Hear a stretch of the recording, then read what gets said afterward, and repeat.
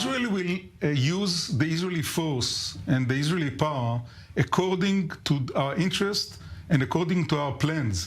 The fact that somebody had crossed the border this afternoon doesn't mean that the Israeli side need to attack immediately. Okay, but it's not just somebody, it's multiple terrorist infiltrators. Yeah, it's multiple. We are getting a report that that incident in Beit Hillel, the threat there is no longer. That might have been a false alarm. Okay. We still don't know for sure that these paragliders have landed into Israeli territory. That also might have been some sort of a trick, some sort of an attempt by Hezbollah to check Israeli The alertness. Hezbollah and the Hamas try to have all kind of exercises. We saw it in Gaza as well. They try to do all kind of things, some of it because they would like to prepare themselves, some of it because they would like to bother our forces, especially now when most of our forces are dealing with what is happening in the south. So the fact that somebody report that some drones or other things have crossed the border, it doesn't mean that it's fake news, but it doesn't mean that it's really a beginning of a Hezbollah or even a Hamas strike from the north. The Israeli response is based on the Israeli way to give the response. It doesn't mean that the response will be immediate, but there will be a response. There are two levels of response. There is the immediate one, and there will be an immediate response, but it will be very limited. The real response might take times, perhaps weeks, and the Israeli side will do it based on the best way to give the answer, the real answer, not to respond, and the real answer to what is happening in South Lebanon. Okay, thank you. So alarms going off all across the north of Israel amid warnings of terrorist infiltrators coming across the border from Lebanon. It's not known if it's Hamas or Hezbollah, but this is a very worrying situation for people who live in the north, given what they've seen just happened in the south of Israel. But as we have been pointing out, Israel is not being caught by surprise this time. Israel is prepared. Israel is ready for whatever comes across its northern border. We'll be back with you after this. Stay with us.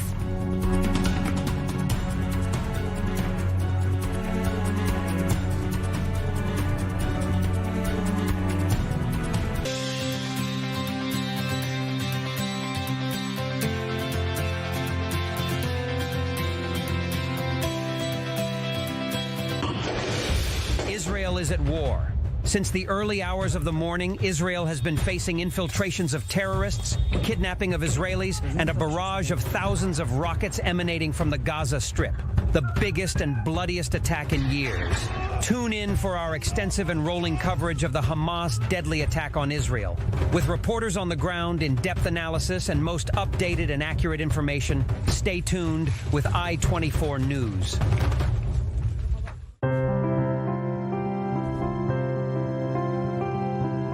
كثيرة هي المواقف الهامة التي حصلت معي منذ انضمامي للعمل هنا في قناة I-24 نيوز، إلا أن موقفاً حصل معي يتعلق بعملي في القناة أثر بي كثيراً.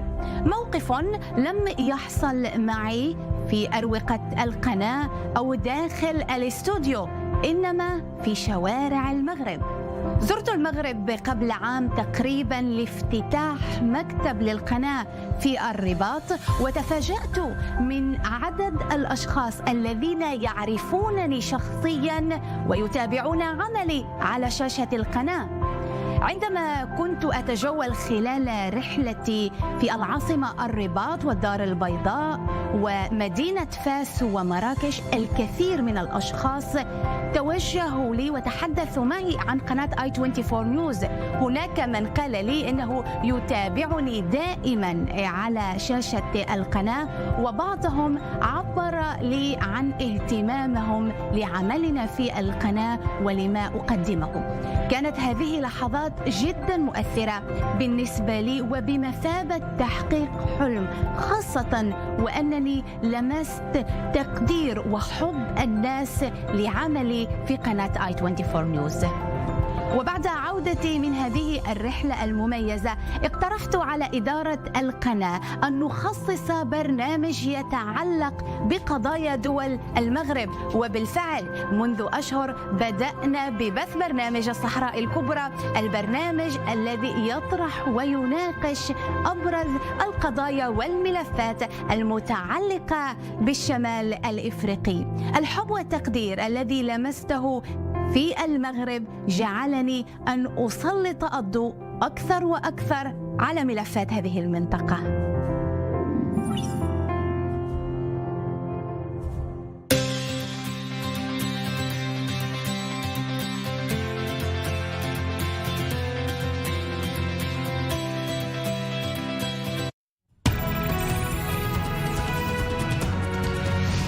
Welcome back. You're watching I24 News. We are live from Tel Aviv, and sirens have been sounding across all cities in northern Israel amid a suspected terrorist infiltration from across the border in Lebanon.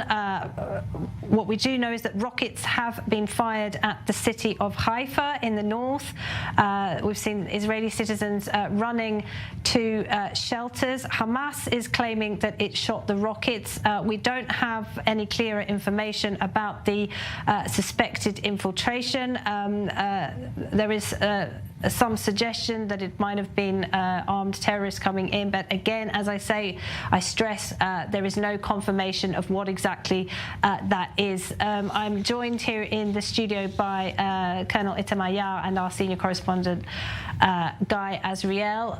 Guy, just give us a recap of what we do know so far. Still trying to gather information about that infiltration, that aerial infiltration. Certainly several armed, what was initially suggested to be armed terrorists on paragliders. Certainly we've seen some aerial infiltration in the north. The nature of it, still unclear. The defense establishment, the military is still trying to figure out whether they have made their way into Israeli communities or flew back into Lebanon. A lot is unclear at this moment. Obviously, the Israeli military and everyone here is on high alert, is very tense. Amid these worrying developments, what we do know is those rockets that were sent towards the north at the same time, and one can ask whether that was coordinated, that aerial infiltration, and those rockets that we know Hamas have claimed to Hamas says it shot long-range missiles at the Haifa area. That's what they're claiming. Because, Colonel, the big fear here in Israel is that Hezbollah is waiting to get the green light from Tehran, and then it will launch its big attack on Israel while the IDF is busy in Gaza. That's the big concern. The big concern is the whole Iranian way of thinking about Israel. In general terms, what we saw from the Hamas, the bigger picture is not the operation itself. The bigger picture is that we have now clear evidence that for the Hamas, as part of the all Iranian groups, they don't see any reason that the state of Israel and the Israelis themselves will exist. And they will do whatever they think will serve their goal. And they will try to use their opportunities. The Hamas used his opportunity, and we know exactly what are the results of it. We paid a huge, huge, huge price. I will not mention the human rights element and the humanitarian element and the rules of law and so on. It's clear we don't need to speak about it even.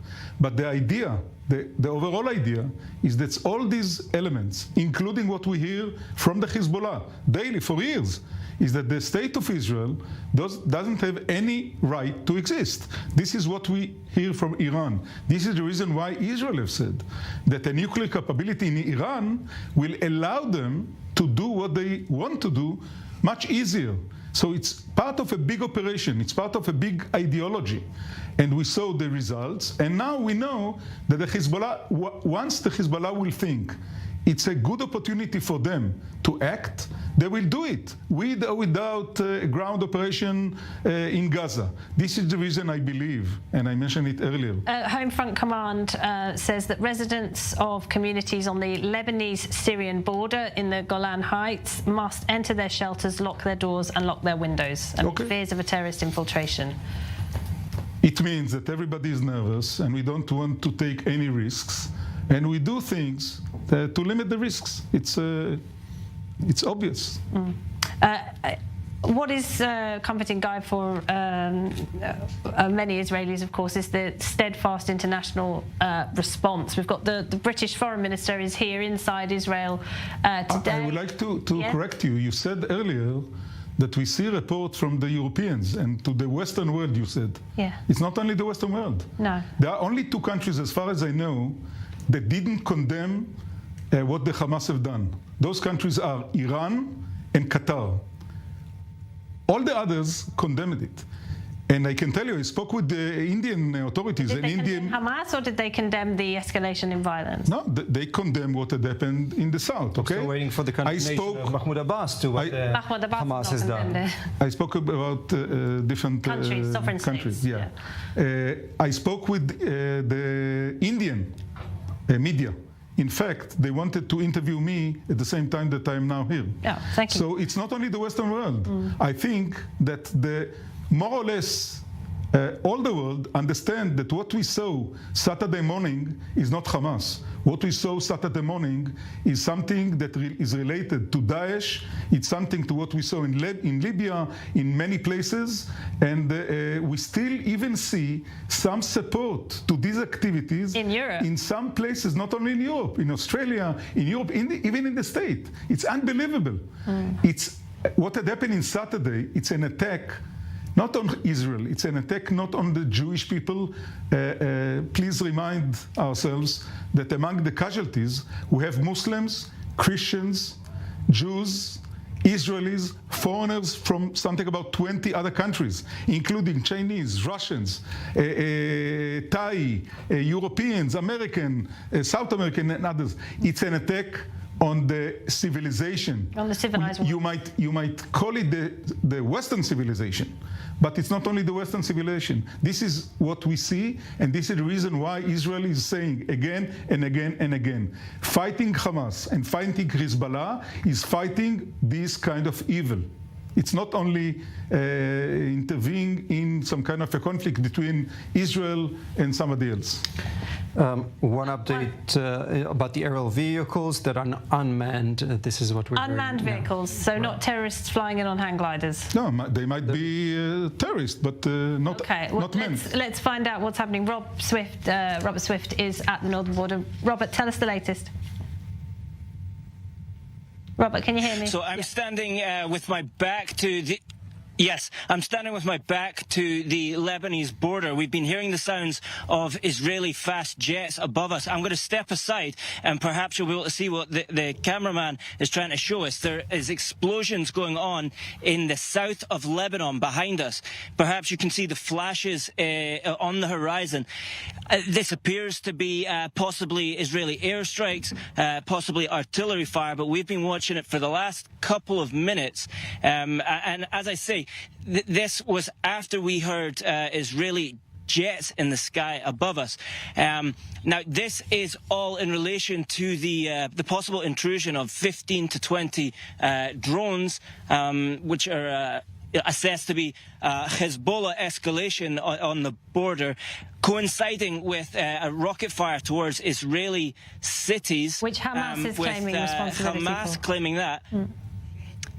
Exactly. So the fact that these two events are coinciding is clearly coordination between the two groups, who are both understood to be allies and connected through their patron, Iran.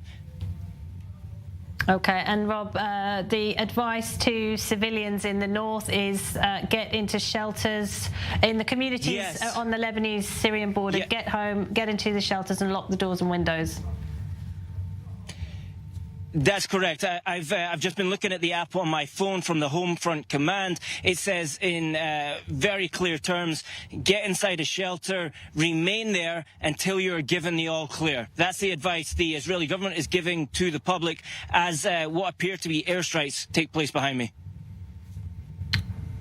Okay, yeah, we're looking at... what are we looking at there, Colonel? It's fire in the Lebanese side of the border, as far as I believe. Yeah, go on, Rob. So this is on, as the Colonel says, this is on the Lebanese side of the border. From where I am, it appears it may be flares. I can see one light falling slowly to the ground. So this could be Israeli illumination flares, which are often used by infantry on the ground so that they can light up an area. Often these are used if soldiers which are on guard are attempting to overwatch. This could be a sign that the Israeli military is concerned about a possible intrusion by foot in this area. I fully accept it. Fully agree with it. And what... okay, Rob. And the advice... We're gonna step aside for 1 second just to... Yeah, so what we're looking at there... Yeah, in fact, I can confirm now that it is flares. I've seen additional flares going up, so it does look to me like this is flares being fired, presumably by the Israeli side as they attempt to guard this part of the border. Yeah, as the Colonel says, the Israeli forces on this side of the border. We have had reports earlier in the day that, just a short while ago, about 30 minutes ago, of a possible intrusion, and this appears that it could be something falling in line with that. Possibly the Israeli military concerned that at the same time as these aerial intrusions are taking place, there is infiltrations on foot. Yes, Ken. One of the options is that after they sent rockets to Haifa and some drones and some other elements across the border, under this coverage, somebody will try to cut the barrier, the fence, and to go physically into Israel, even a very small group of 3 people. So this is the main concern now, and what we just saw is that the military along the border is checking different potential places where this kind of activities might happen. And they check every place like that. They're patrolling the border constantly. Yeah. And they check very sensitive areas where we know that these places are the easiest places to cross, so they go there and cross. If they check and they realize that nothing had happened, nothing had happened. If they realize that there are signs that something had happened, somebody tried even to cross, then they open the whole operation to try to catch them.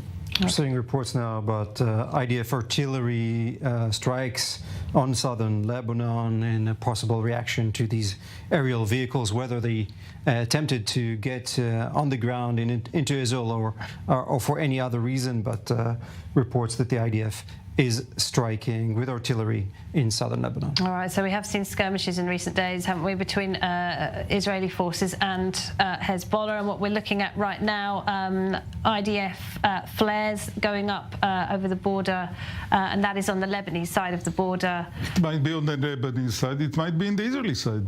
The main aim for it, as I said, is to check sensitive places along the border between Israel and Lebanon, in both sides. We're being told it's on the Lebanese side, that's confirmed. And of course, both Hezbollah and Hamas claiming responsibility for this latest development in the north. Rockets fired at Haifa and a suspected terrorist infiltration as well.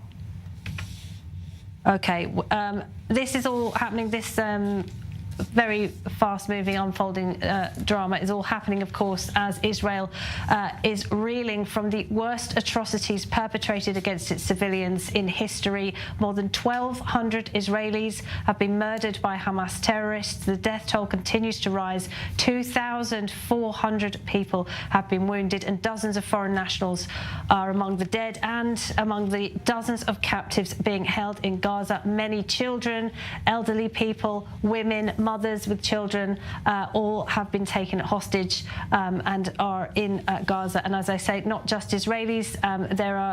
There are French, there are Americans, there are Italians, there are many different nationalities, Thais that are being held by terrorists in Gaza. And joining me now is someone who's going through the nightmare that many people in Israel are going through right now, Ron Mandelbaum. And Nitzan Liebstein, your family member is missing. Can you tell me more? Yeah, good evening. Nitzan Liebstein, aged 19, is missing. He was shot in his room in Kfar Aza. We spoke to him over the telephone. My daughter is a doctor. She's a medical doctor, and she told him what to do. Had to wound himself, to dress himself. And after about 2 hours, the battery died. And unfortunately, we have managed to talk to the military, to some special units, and we had prepared some maps for them of the kibbutz, because we know the kibbutz very well. It's my wife's kibbutz, and all her family is living there.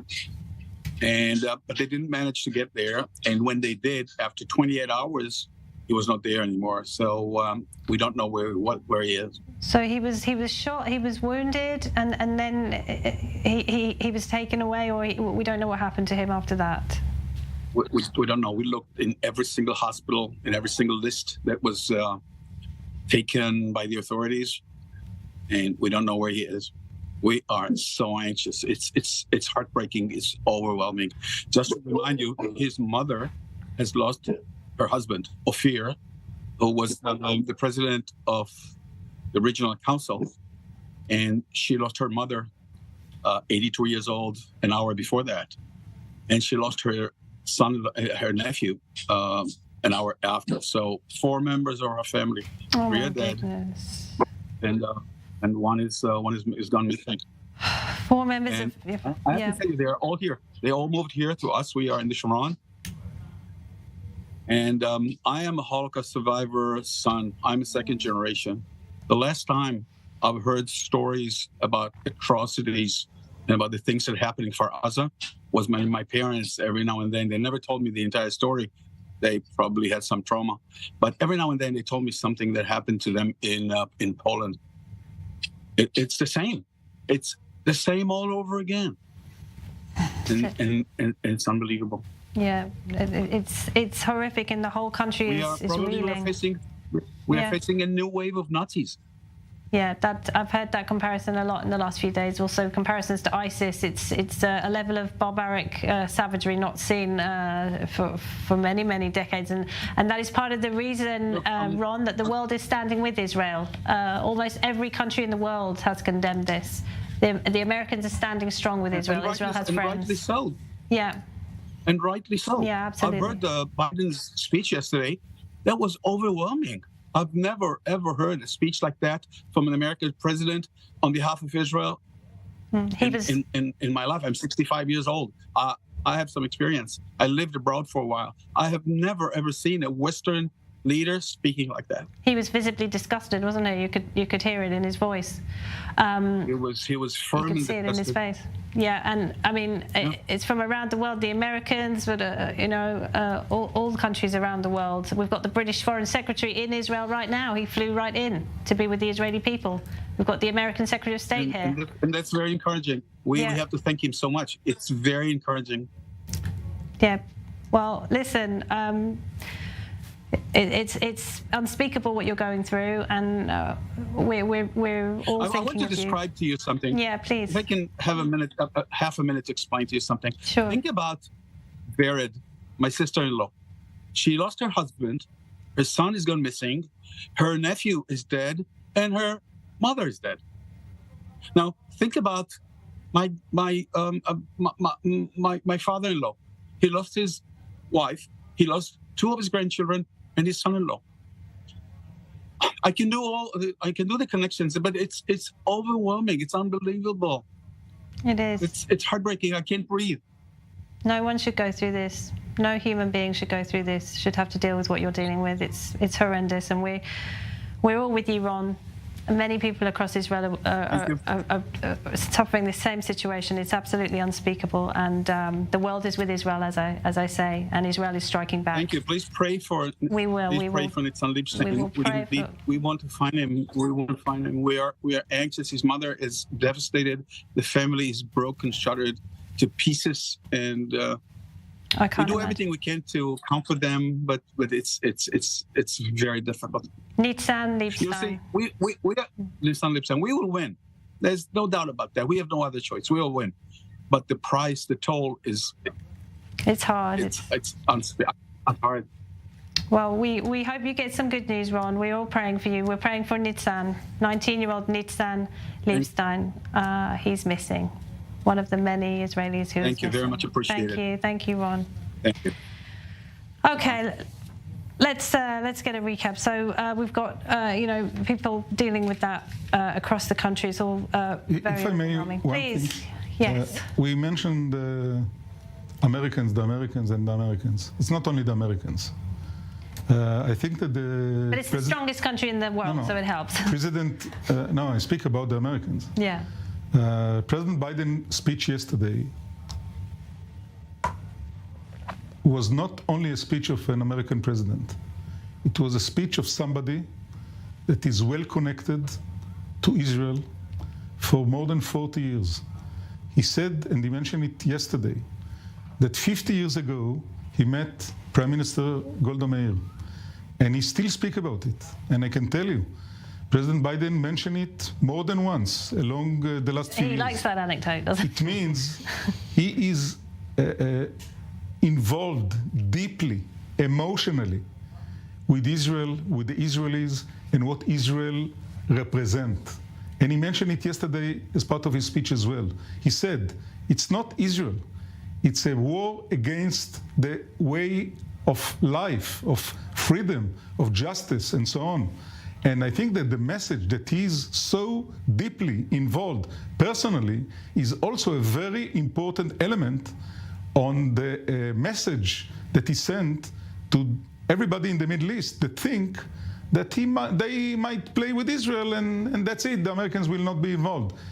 It's much more than it. Because in the past, every time Israel has gone to war with Hamas, it's gone on for a couple of days and then there's been substantial international pressure on Israel to stop its operations. You know, the good news is that what you just said is fully true. The bad news is that such a support is something that you can't trust on. It can survive for a week, for 2 weeks, for 3 weeks, but we saw in the past, I can tell you, I was part of the government during the 2005 operation of taking our forces and people out of the Gaza Strip. We met with all the senior leaders and with all the senior diplomats and with all the senior experts from all over the world, and they told us, you will go out and we'll support you. It happened for 1 year and not more. One moment, Colonel, if I could interrupt you, because we are joined now by Moshe Davidovich, the head of the Mate Asher Regional Council, that's the Western Galilee region. Thank you for joining us. What is happening in your region right now? It's a fast-moving situation. We had an alert in our area, and there is now event that aircraft and drones are attacked the northern Israel border. We are now in the shelters. All the citizens of Mate Asher region supposed to be in the shelters, closing the shelters and their homes, and to be quiet until the event will be stopped. We heard that there is more equipment like motor paragliding that are in the air now, and the army are searching for them. So the advice is to stay home, lock the doors, lock the windows, and let the Israeli security forces deal with this. And they're prepared this time. Until we will say to them that they can get out from the shelter. This is the event now, and there was 2 alarms in our region. 2 alarms. All the citizens from Haifa till the northern border supposed to be in the shelters. I should point out that the north of Israel has quite a large Arab population as well. Israel is a country of Jews and Arabs, and that is something that they will be dealing with as well. Israeli Arabs and Jews, Israelis are dealing with tonight. Yeah. There is now an alarm, and the army say to us that there is drones, and we must to get to the shelter. So I'm sorry. Yes, go. Go. Thank you very much. Thank you, Moshe. Thank you very much. Bye-bye. Moshe Davidovich there, heading to the shelters like many other people across northern Israel. Guy, it's an ongoing event. It's clear that nothing is clear. It's clear that something is going on. The IDF is doing its job in searching for whoever maybe attempted to infiltrate into the country, firing those flares up in the air to get a better view of the area.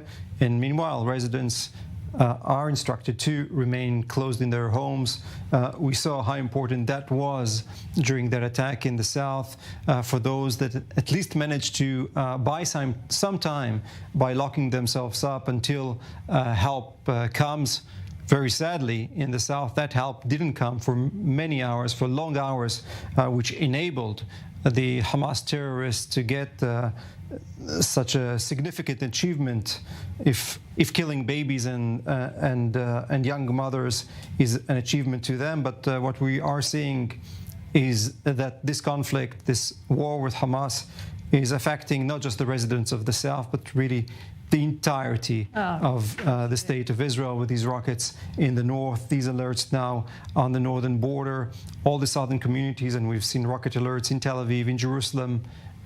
All of Israel is affected. 10 million people basically are affected by this war, having to rush to shelters or defend themselves, as we saw right on the border. And as we've been saying, Israel is prepared this time. This is not like last Saturday. Let's say that Israel is much more prepared than it used to be only 3 days ago. Are we 100% prepared for every scenario? You can't be 100% prepared for everything, and this is the main challenge. And along the time, as I said, one of the reasons why you don't see the biggest Israeli response to what had happened Saturday dealing with the Hamas is because we want to be prepared, and it takes time. And I'm sure that the answer will come. Itamar, you're leaving us now. Thank you very much indeed. Going to speak to the Indian TV networks, perhaps. You're welcome. More of our allies. Thank you very much indeed. Thanks for being with us. So just a reminder of what's happening. Sirens going off across northern Israel, a suspected terrorist infiltration, and Hamas says it has fired rockets. It's claimed responsibility for a barrage of rockets fired at the northern city of Haifa. So Jews and Arabs in northern Israel sheltering tonight in the latest escalation. Stay with us. Israel at war. Stay tuned.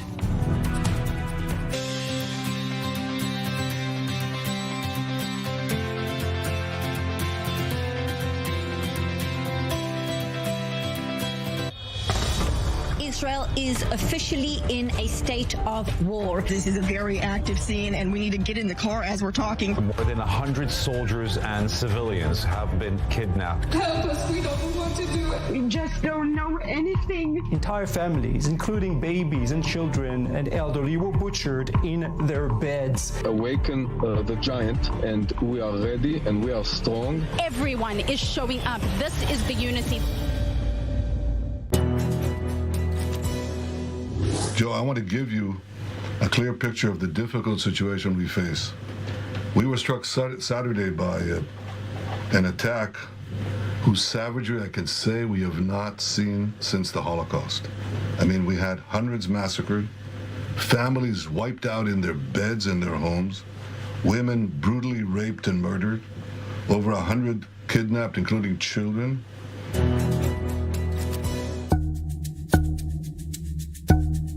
I was literally part of the team that opened this place some 10 years ago. It was dramatic to come in here post-construction, blow the sawdust off the table, and get to work building the first broadcast for the channel. Even with all the experiences of that first year and being here 10 years later, everything we've done since, Nothing compares to the tension-filled news period of that summer of 2014, all leading up to the ground invasion of Gaza. Day 7 of Israel Defense Force Operation Protective Edge. I was in the studio under rocket sirens, rocket attacks, where there'd be one person left in the control room, me sitting there seeing the newsroom clearing out the corner of my eye and continuing to talk to the camera about the moment we were in. Israel confronts Hamas in and around the Gaza Strip. Well, joining me now on set is... I've been exposed to the conflict for many years, but something about that summer was just so much more unsettling than anything ever before. Maybe something inside me knew that there was more coming. The big night came the night of the IDF ground invasion of Gaza. And we were here till well after 2 in the morning covering that, exhausted. I went home, I think it was by 7 a.m. already. The IDF was calling me, one of the mobile reserves here, sending them off to the war. I got those phone calls, and by Friday night, we were already told by our officers we'd be inside Gaza in 48 hours. I mean, you're going from 1 minute, you're in your job, you're in your normal life, the next minute you're being sent off to war. A collective experience that so many had that summer.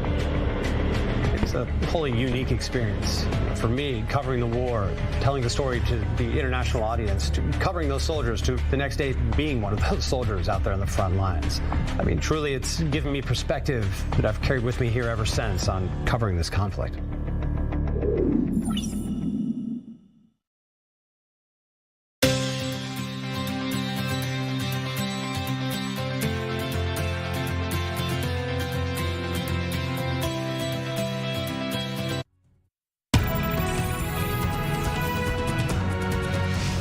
Welcome back. You're watching I24 News coming to you live from Tel Aviv. Significant developments on this day 5 of Israel's war with Hamas. Millions of Israelis are sheltering. People in the north have been told to lock their windows and doors. Alarms going off amid a possible terrorist infiltration from across Israel's northern border. Rockets have been fired at the city of Haifa. Hamas has claimed responsibility for those rocket attacks, and the security forces telling people to stay inside amid a potential infiltration. Several aircraft, they're now saying, have come across the border. Israeli forces have been seen checking the border between Israel and Lebanon in the last hour or so. Guy Azriel is here. He's got all the latest details. Guy. Yeah, so the skies over the Israeli border with Lebanon is lit up now as the IDF has fired flares up in the air, trying to find out more about that possible aerial infiltration of these aerial vehicles that penetrated into Israeli territory. It is not clear yet whether they intended to make a ground invasion, make a landing inside Israeli towns, or initially planned to just cross the border and fly back into where they came from. We are hearing finally from the IDF spokesman saying that no hits were reported so far, no report of casualties following the infiltration of these aerial vehicles. They have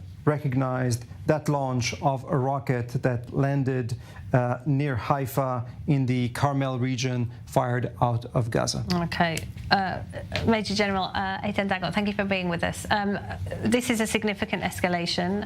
People in Israel, of course, still reeling from the atrocities perpetrated in the south by Hamas terrorists just a few short days ago.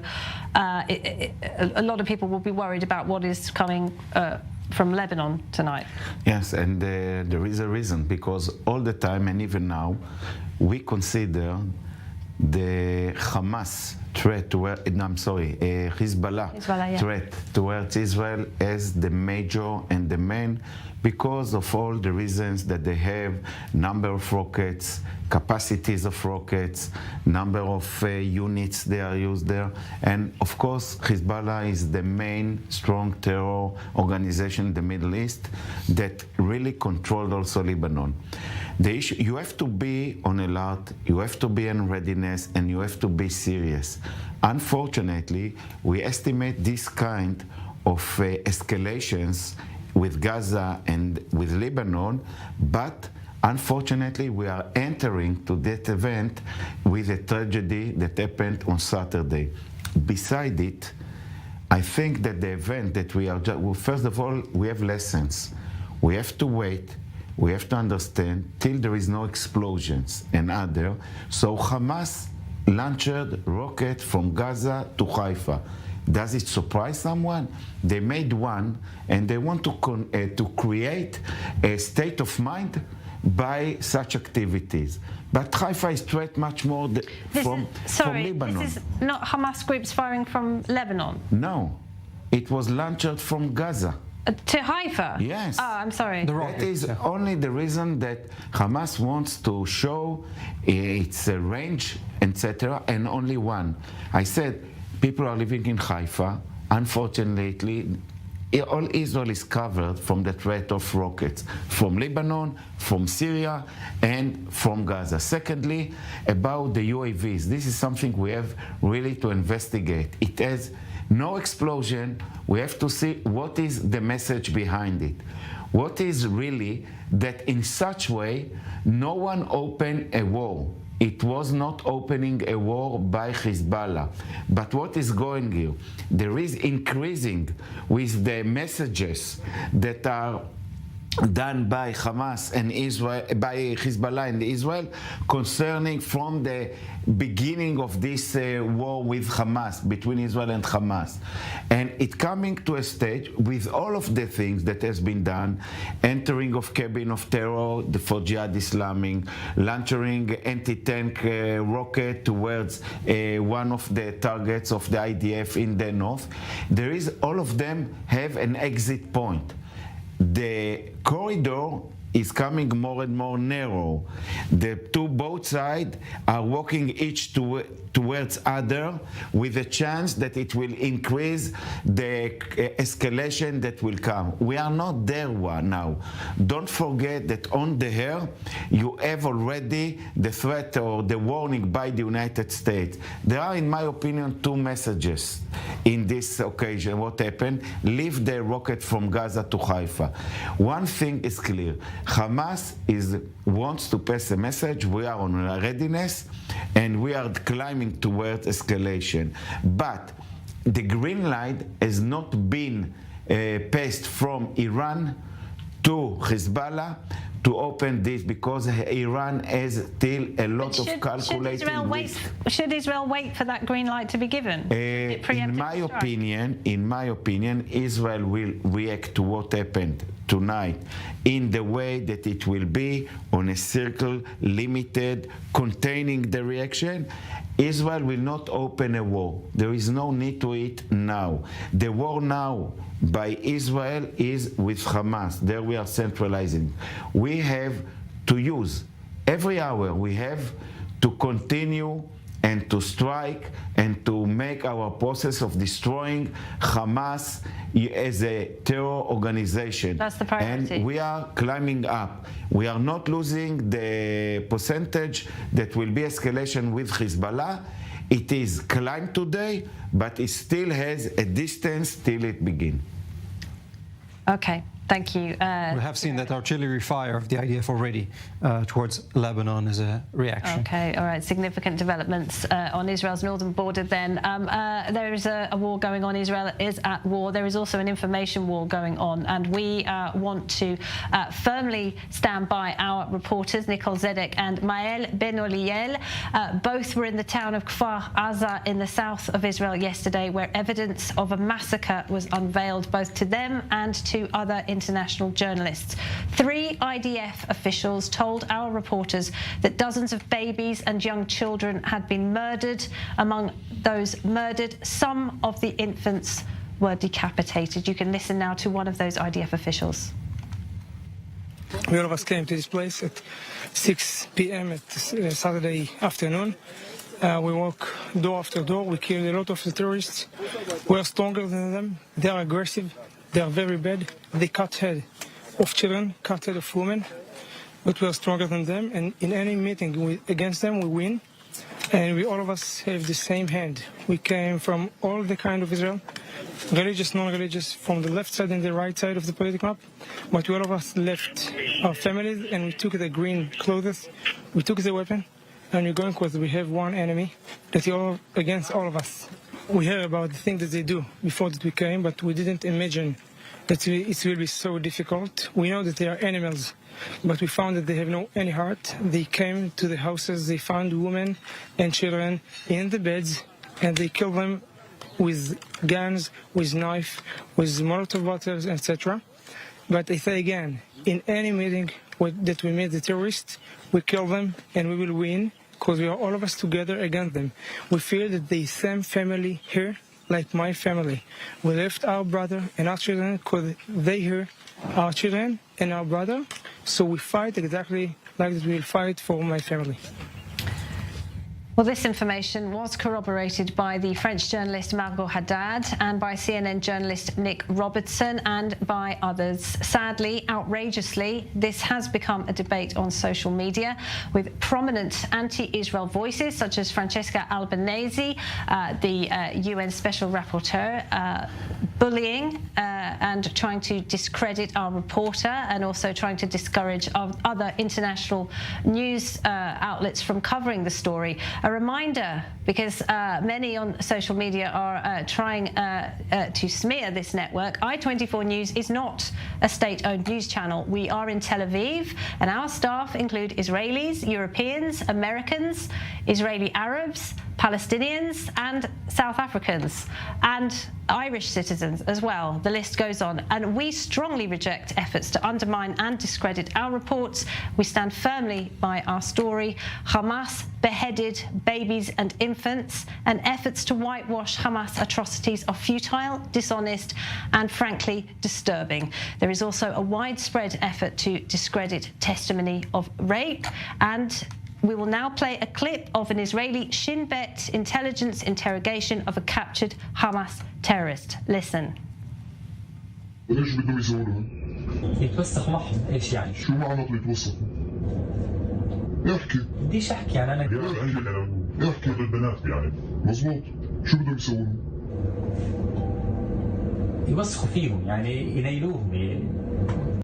There you are, from his own mouth. Meanwhile, as Israel reels from the atrocities perpetrated against its civilians in recent days, the country is under attack now from the north. There's been a suspected terrorist infiltration from across Israel's northern border, and rockets have been fired from Gaza at Haifa, sending citizens into bomb shelters. We are joined in the studio by Major General Eitan Dangot and our senior correspondent Guy Azriel. Our reporters in the north as well. I'm not sure if we can get back with Rob. Is Rob available? Perhaps not. Okay. A short update, if you want. Do you want to give us an update? On the security cabinet. Netanyahu, the prime minister today, finally managing to ink that emergency unity government that is so needed for Israel at this time, as it is engaged in a war on several fronts, as we see already a full war with Hamas in Gaza that is affecting all Israeli civilians. And right now, a cabinet meeting is being held with two new members, Benny Gantz and Gadi Eisenkot, two former IDF chiefs joining Netanyahu's emergency government. We're also hearing that former Mossad chief Yossi Cohen has joined that cabinet meeting. A lot of very experienced people attending this room, decision making, and how Israel should deal with these threats, both on its southern border with Gaza and these new threats from Hezbollah in the north, should things escalate on that front as well. So a new or a wider unity government, an emergency government, and a new cabinet, a new war cabinet with former two IDF chiefs, Benny Gantz and Gadi Eisenkot, joining in with Israeli Prime Minister Benjamin Netanyahu and, of course, Defense Minister Yoav Gallant.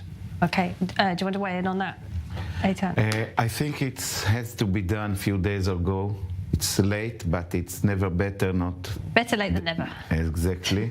I think that they started to work immediately. It means that the top of the decision makers of analyzing the situation will be by few serious people that are representative the majority of the nation of the Israeli civilians. Secondly, it's put on the second floor the cabinet, which is including some ministers that there are a lot of complaints towards the way they are, their behavior, their decisions, and probably the cabinet will adopted most of the recommendation of this cabinet.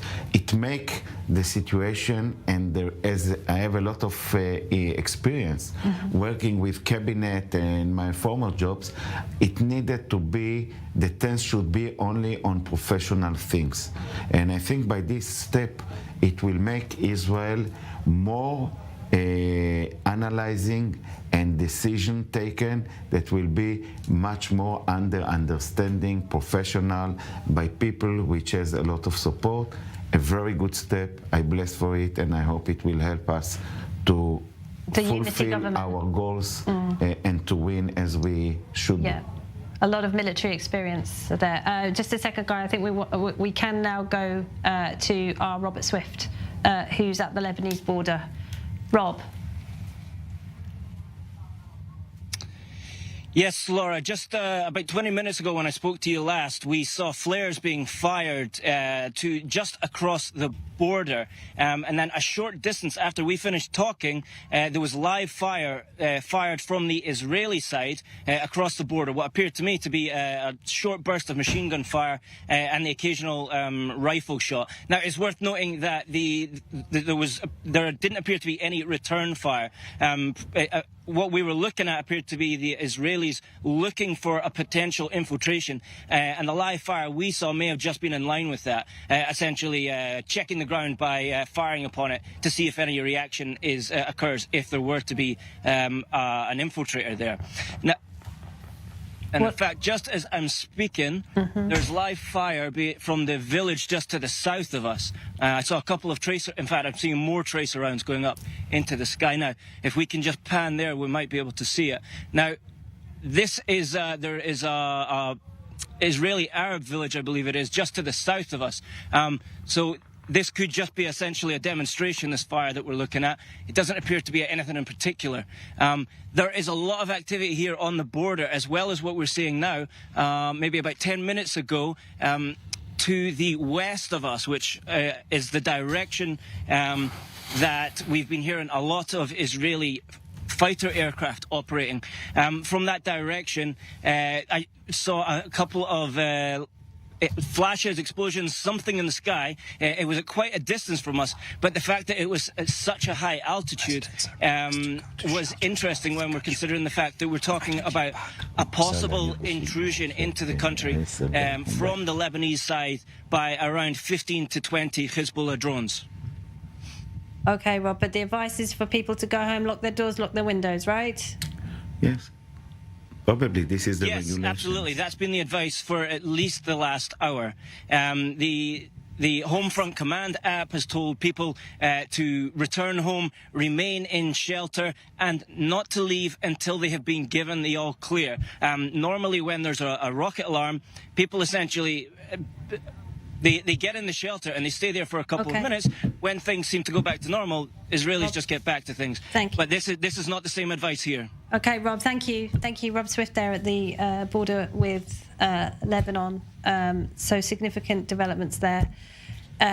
In the north, Guy, you have some updates? Yeah, so just to follow on what Rob has said, people, basically all over the country, are getting notifications now from the Homefront Command, yeah, the app of the Homefront Command, to enter protected areas, and this is seems like it is all over the country.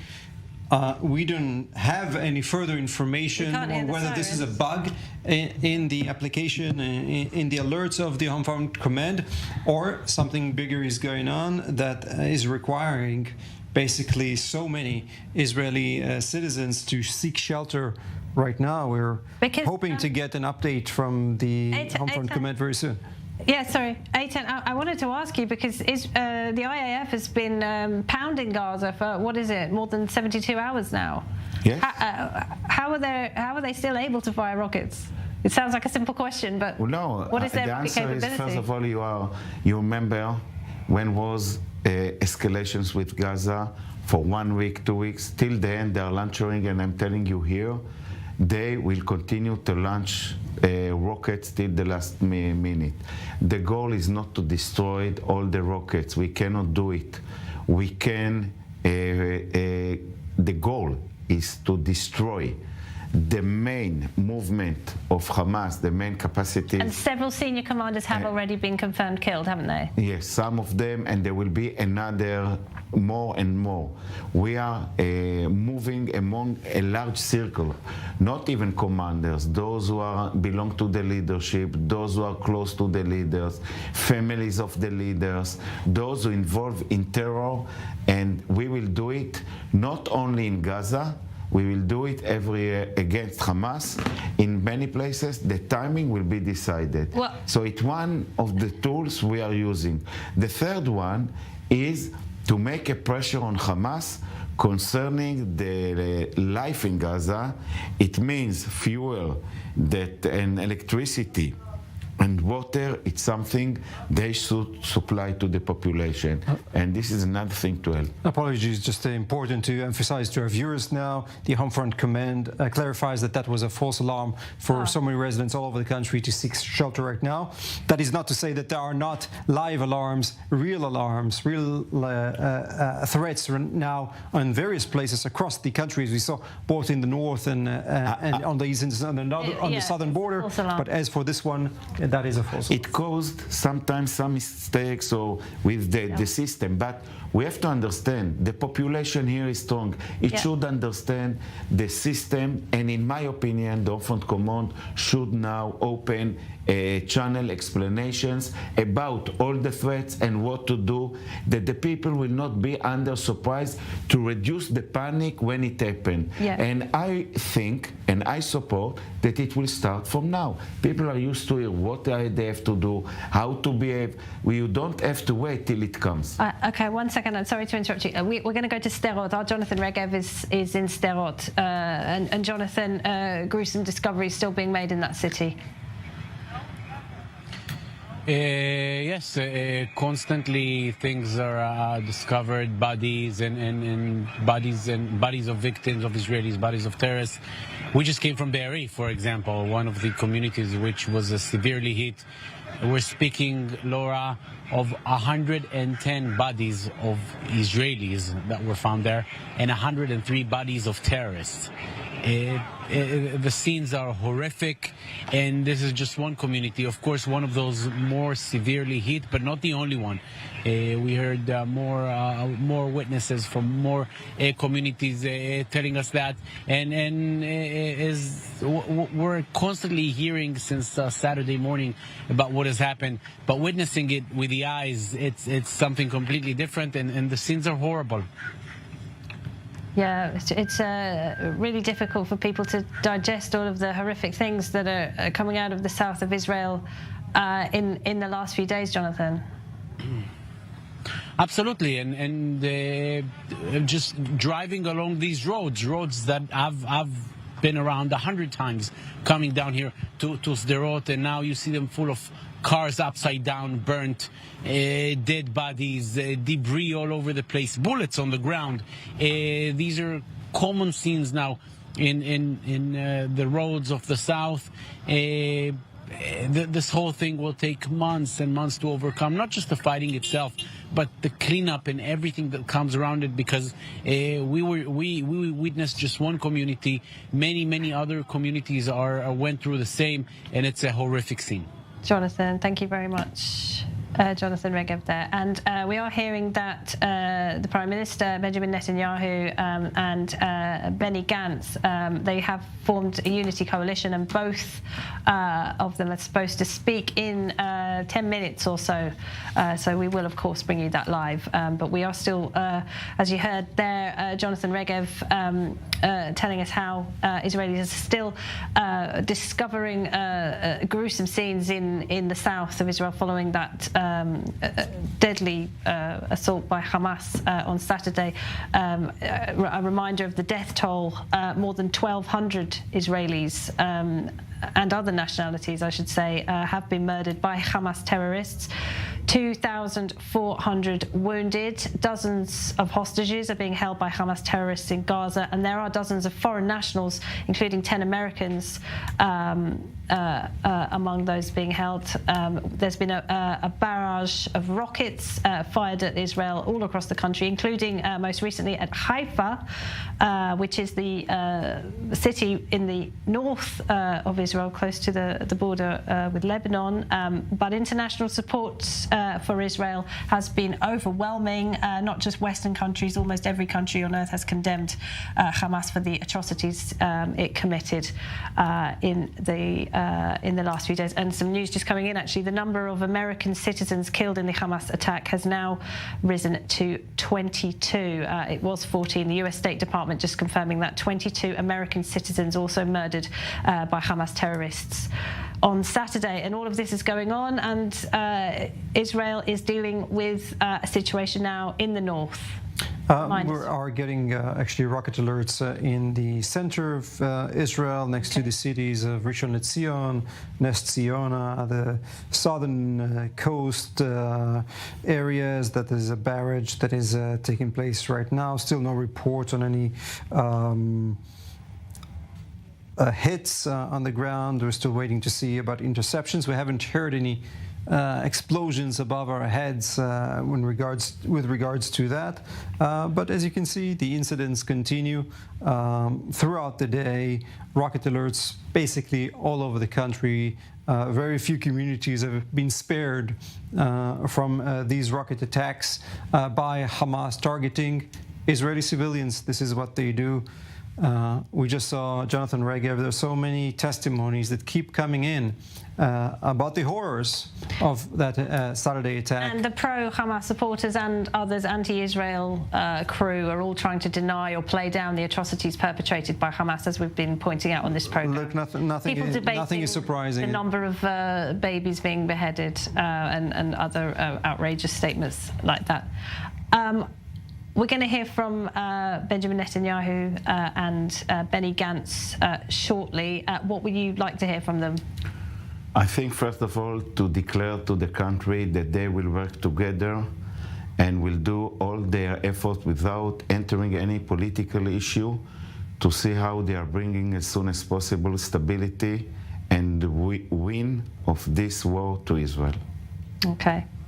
And as I've been pointing out, the international support for Israel has been overwhelming. The British Home Secretary, James Cleverly, is in Israel tonight. So is the US Secretary of State, Tony Blinken. They literally flew into Israel while this country is in a state of war. A very, very strong show of support, which shows just how disgusted many people around the world are, and their governments are showing that they are here for Israel. They will give Israel what they need.